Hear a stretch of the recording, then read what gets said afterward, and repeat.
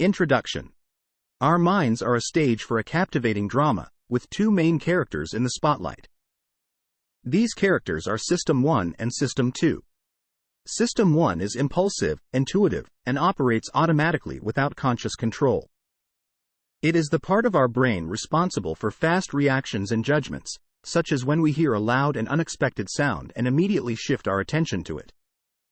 This system is a remnant of our evolutionary past, providing us with rapid responses to ensure survival. On the other hand, System 2 is the more deliberate, thoughtful, and calculating part of our brain. It handles conscious activities such as decision-making, reasoning, and focused attention.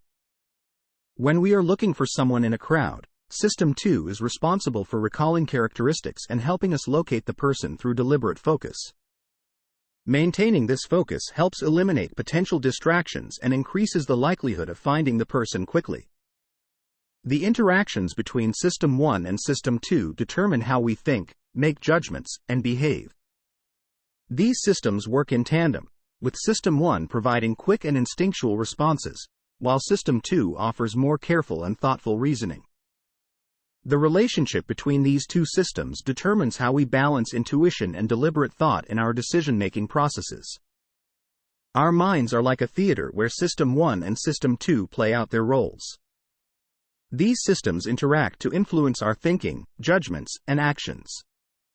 While System 1 offers rapid and intuitive responses, System 2 provides more deliberate and thoughtful reasoning. The balance between these systems shapes our behavior and decision-making processes. Chapter 1. This chapter discusses how our mind's two systems work and how laziness can lead to errors and affect our intelligence. It presents a popular bat and ball problem to illustrate how our impulsive System 1 can make mistakes due to its automatic nature. The intuitive System 1 is responsible for providing quick and intuitive responses, but sometimes it can be wrong. The article suggests that this happens when System 1 perceives the problem as simpler than it is and assumes that it can handle it on its own.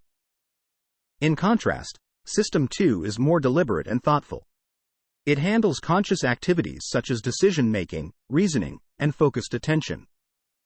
The article argues that our innate mental laziness is the root cause of the problem. Our brain tends to use the minimum amount of energy possible for each task, which is known as the law of least effort. Checking the answer with System 2 would use more energy, so our mind won't do it when it thinks it can just get by with System 1. This laziness can limit the strength of our intelligence, as using System 2 is an essential aspect of it. Research shows that practicing System 2 tasks, like focus and self-control, lead to higher intelligence scores. The article highlights the importance of using both System 1 and System 2 and avoiding mental laziness. It suggests that using System 2 is critical to our intelligence and that practicing System 2 tasks can lead to higher intelligence scores.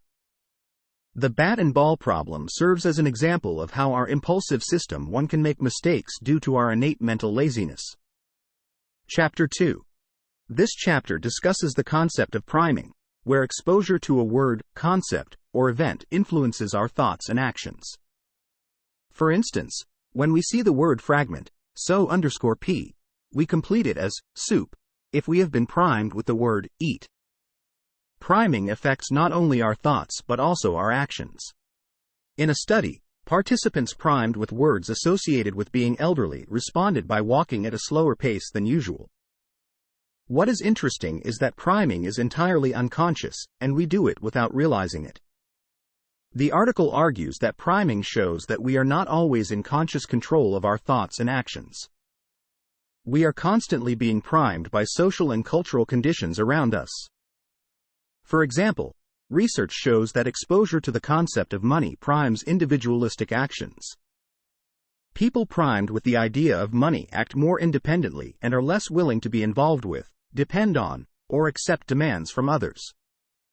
Thus, living in a society filled with triggers that prime money could nudge our behavior away from altruism.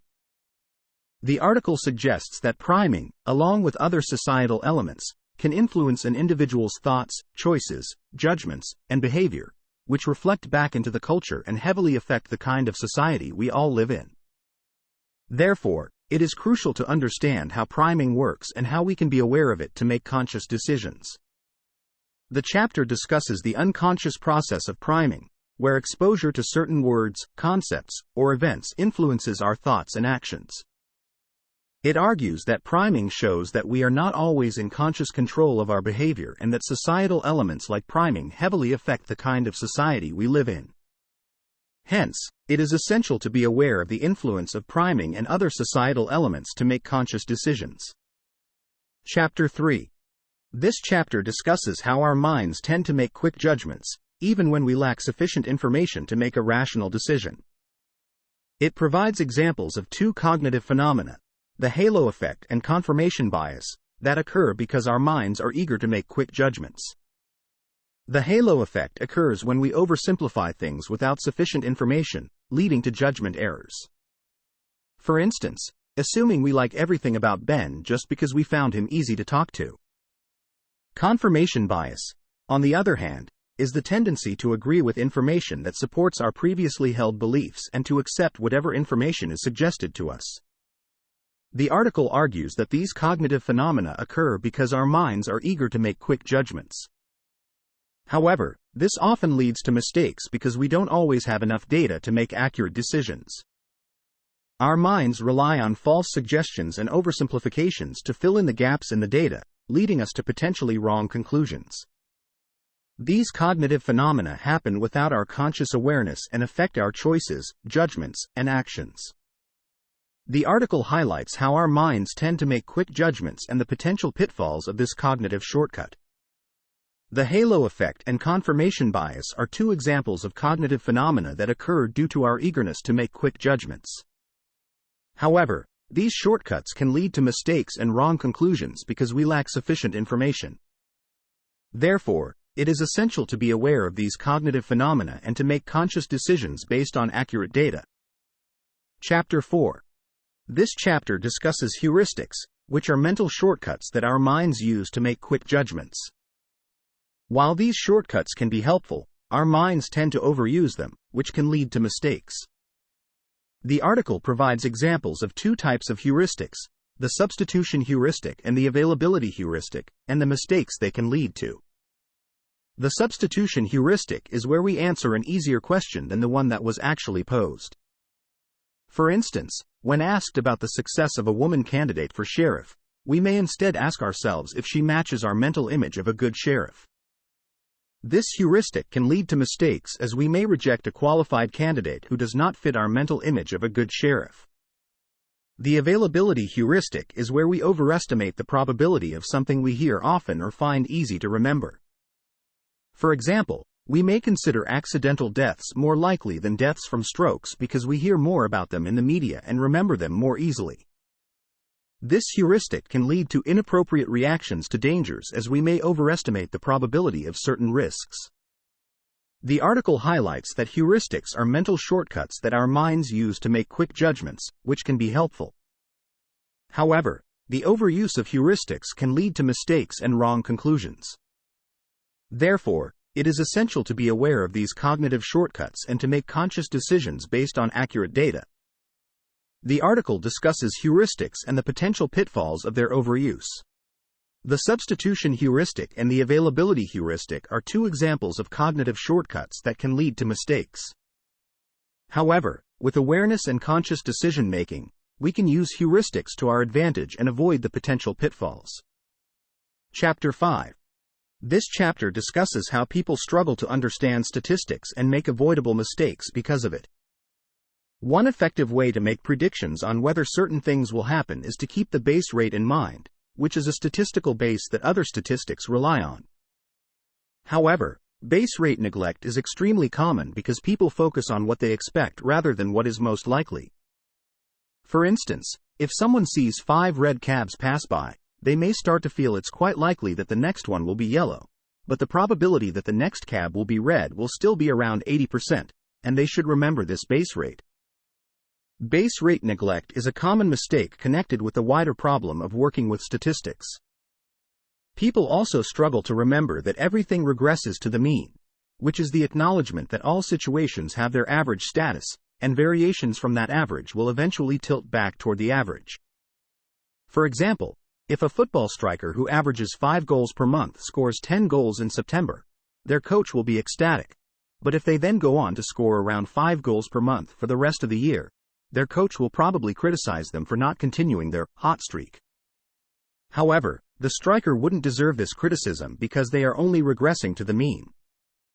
The article highlights that people struggle to understand statistics and make avoidable mistakes because they focus on what they expect rather than what is most likely. Base rate neglect is a common mistake, and people also struggle to remember that everything regresses to the mean. Therefore, it is crucial to keep the base rate in mind when making predictions and to remember that variations from the mean will eventually tilt back toward the average. The article discusses how people struggle to understand statistics and make avoidable mistakes because of it. Base rate neglect is a common mistake, and people also struggle to remember that everything regresses to the mean. By keeping the base rate in mind and remembering that variations from the mean will eventually tilt back toward the average, people can avoid these mistakes and make better decisions based on accurate data. Chapter 6. This chapter discusses how our minds remember events from hindsight rather than from experience. Our minds have two memory selves, the experiencing self and the remembering self, which remember situations differently. The experiencing self records how we feel in the present moment, while the remembering self records how the entire event unfolded after the fact. Although the experiencing self gives a more accurate account of what occurred, the remembering self dominates our memory because it registers memories after the situation is finished. The article highlights two reasons why the remembering self dominates the experiencing self. The first reason is duration neglect, where we ignore the total duration of the event in favor of a particular memory from it. The second reason is the peak-end rule, where we overemphasize what occurs at the end of an event. The article provides an example of this dominance of the remembering self in an experiment that measured people's memories of a painful colonoscopy. People were put into two groups, where the patients in one group were given long, rather drawn-out colonoscopies, while those in the other group were given much shorter procedures but with increased pain towards the end. During the process, the experiencing self gave an accurate answer, and those who had the longer procedures felt worse. However, after the experience, the remembering self took over, and those who went through the shorter process with the more painful ending felt the worst. This survey offers a clear example of duration neglect, the peak-end rule, and our faulty memories. The article discusses how our minds remember events from hindsight rather than from experience. The experiencing self records how we feel in the present moment, while the remembering self records how the entire event unfolded after the fact. The remembering self dominates our memory because it registers memories after the situation is finished. Duration neglect and the peak-end rule are two reasons why the remembering self dominates the experiencing self. Therefore, it is essential to be aware of these cognitive biases and to make conscious decisions based on accurate data. Chapter 7. This chapter discusses how adjusting the focus of our minds can dramatically affect our thoughts and behaviors. Our minds use different amounts of energy depending on the task, and changes in the brain's energy levels have dramatic effects on how we behave. In a state of cognitive ease, the intuitive system 1 is in charge of our minds, and the logical and more energy-demanding system 2 is weakened. This means we are more intuitive, creative, and happier, yet we are also more likely to make mistakes. In contrast, in a state of cognitive strain, our awareness is more heightened, and System 2 is put in charge. System 2 is more ready to double-check our judgments than System 1, so although we are far less creative, we will make fewer mistakes. The article highlights that we can consciously influence the amount of energy the mind uses to get in the right frame of mind for certain tasks. For example, if we want a message to be persuasive, we can try promoting cognitive ease by exposing ourselves to repetitive information. When information is repeated to us or made more memorable, it becomes more persuasive because our minds have evolved to react positively when repeatedly exposed to the same clear messages. When we see something familiar, we enter a state of cognitive ease. Conversely, cognitive strain can help us succeed at things like statistical problems. We can get into this state by exposing ourselves to information that is presented to us in a confusing way, such as via hard-to-read type. Our minds perk up and increase their energy levels in an effort to comprehend the problem, and therefore we are less likely to give up. The article discusses how adjusting the focus of our minds can dramatically affect our thoughts and behaviors. Changes in the brain's energy levels have dramatic effects on how we behave, and we can consciously influence the amount of energy the mind uses to get in the right frame of mind for certain tasks. By promoting cognitive ease or cognitive strain, we can optimize our performance in different situations. Chapter 8. The way we are told about the likelihood of something happening can affect how we perceive the risk involved when taking chances. The way ideas are presented to us greatly impacts how we evaluate them and approach problems. Even slight changes in the presentation of a statement or question can result in a significant shift in our response. This is particularly evident when assessing risk. While one might expect that everyone would respond similarly once the probability of a risk is determined, this is not the case. Even when probabilities are carefully calculated, the way in which they are expressed can significantly influence our approach. For instance, people tend to perceive a rare event as more likely to happen when it is presented in terms of relative frequency rather than as a statistical probability. In the Mr. Jones experiment, two groups of psychiatric professionals were asked if it was safe to discharge a patient, Mr. Jones, from the hospital. The first group was informed that patients like Mr. Jones had a 10% probability of committing an act of violence, while the second group was told that, out of every 100 patients similar to Mr. Jones, 10 are estimated to commit an act of violence. The second group was almost twice as likely to deny Mr. Jones' discharge, despite both groups being presented with the same probability of violence. Another way in which our attention is diverted from statistically relevant information is through denominator neglect. Denominator neglect occurs when we overlook straightforward statistics in favor of vivid mental images that have a greater impact on our decisions. For instance, consider the following two statements. This drug protects children from disease X but has a 0.001% chance of permanent disfigurement, versus 1 out of 100,000 children who take this drug will be permanently disfigured. Although both statements convey the same statistical information, the latter statement is more powerful because it evokes an image of a disfigured child, making us less inclined to administer the drug. In summary, the way information is presented to us has a significant impact on how we judge it and approach problems. Even small changes in the presentation of information can result in a dramatic shift in our response. Similarly, denominator neglect can cause us to overlook straightforward statistics in favor of vivid mental images that have a greater emotional impact on our decisions. Chapter 9. Why humans do not rely solely on rational thinking when making decisions. For a long time, a group of economists argued that individuals make decisions based solely on rational argument and utility theory. Utility theory suggests that when making decisions, individuals consider only the rational facts and choose the option that results in the best overall outcome or the most utility for them. For instance, if someone likes oranges more than kiwis, they would choose a 10% chance of winning an orange over a 10% chance of winning a kiwi. This group of economists, centered on the Chicago School of Economics and scholars like Milton Friedman, argued that individuals in the marketplace are ultra-rational decision-makers, who economist Richard Thaler and lawyer Cass Sunstein later named econs. According to utility theory, econs act in the same way, valuing goods and services based on their rational needs and wealth based on the utility it provides. However, this view does not account for the fact that individuals do not always see utility as rationally as utility theory suggests. For example, two people with the same wealth may not value it equally if they obtained it in vastly different ways. Therefore, there is more to the way we value things than pure utility. As a result, individuals can make strange and seemingly irrational decisions. This challenges the idea that individuals are econs and suggests that there are other factors at play when making decisions. Chapter 10. The reason why we are often influenced by emotional factors instead of solely relying on rational considerations is due to our gut feeling.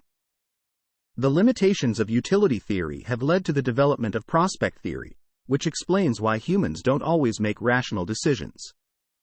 For example, when given the choice between a definite $500 or a 50% chance to win $1,000 after receiving $1,000, most people choose the sure bet.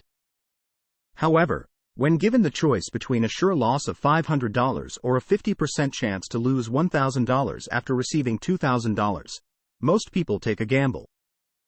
Prospect theory offers two reasons for why we don't always act rationally. The first reason is our loss aversion, which means we fear losses more than we value gains. We tend to value things based on reference points, which can influence our willingness to take risks. For example, starting with $1,000 or $2,000 in the two scenarios changes whether we're willing to gamble, because the starting point affects how we value our position. Even though our reasoning may be irrational, we use our starting point as a reference to understand value. The second reason is the diminishing sensitivity principle, which means the value we perceive may be different from its actual worth. For instance, going from $1,000 to $900 doesn't feel as bad as going from $200 to $100, even though the monetary value of both losses is equal. Similarly, in the given example, the perceived value lost when going from $1,500 to $1,000 is greater than when going from $2,000 to $1,500. Prospect theory challenges utility theory by showing that humans don't always make rational decisions. Our loss aversion and the diminishing sensitivity principle are two reasons why we don't always act rationally.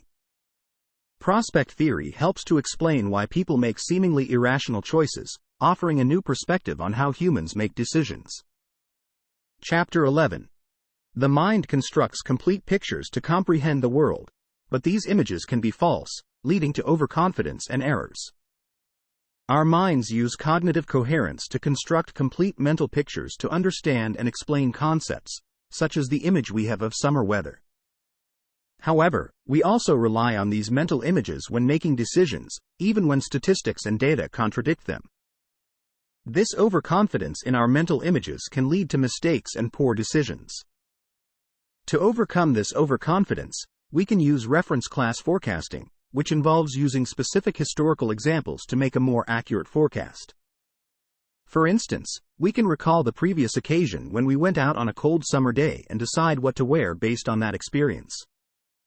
Additionally, we can create a long-term risk policy that plans specific measures in the case of both success and failure in forecasting. By preparing and protecting ourselves, we can rely on evidence rather than general mental images and make more accurate forecasts. For instance, we can bring a sweater along to be safe in case the weather is cooler than expected. While mental images help us understand and explain concepts, we should not rely on them too much when making decisions. Instead, we can use reference class forecasting and long-term risk policies to make more accurate predictions and avoid mistakes. By doing so, we can improve our decision-making abilities and make more informed choices. Conclusion. Thinking, fast and slow, explains that our minds operate through two systems, one of which acts instinctively with minimal effort, while the other requires more attention and thought. Our thoughts and actions vary depending on which system is in control at any given time. To make messages more persuasive, we should repeatedly expose ourselves to them, as our evolutionary history has conditioned us to perceive such repetition as inherently good. We should avoid being swayed by rare statistical events that are over-reported in the media, as our tendency to associate vivid images with such events can lead us to overestimate their probability. When we are in a better mood, the analytical part of our mind relaxes, allowing the more intuitive and quicker thinking system to take over, which can make us more creative and imaginative.